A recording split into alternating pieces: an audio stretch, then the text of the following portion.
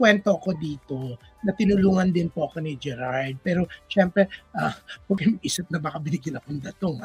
Hindi.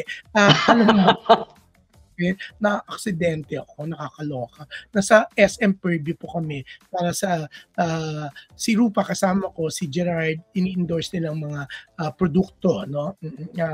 Si Gerard yung Cosmo C. Si Rupa naman yung Cosmo Skin that time. Okay?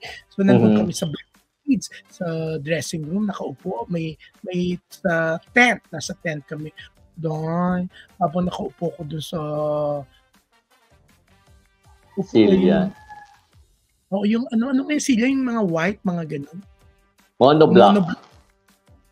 Gumanon yung monoblock. Nasira, gumanon, kanyang 4 na upuan.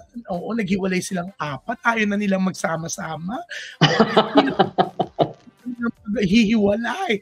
Abang nakaupo ako, nakakaloka, di ba? Oo. Di ba? Siyempre, minsan ang reaction ng iba natatawa, di ba? Kasi parang comedy scene, di ba? Pero alam mo si Gerard, what he did, talagang tumayo siya, tumulungan niya ako. May I rescue at may I tulong, may I buhat sa'yo para itayo ka. Nakakatuwa talaga, no? Talagang matulungin siya, di ba? Na-experience ko, di ba?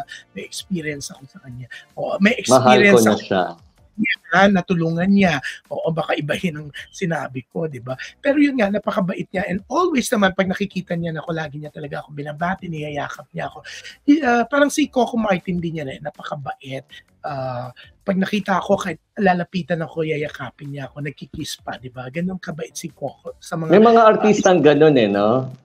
Sa mga unang nakilala ni Coco, noong 2002, special participation pa lang siya sa the weekly youth-oriented show ng GMA7.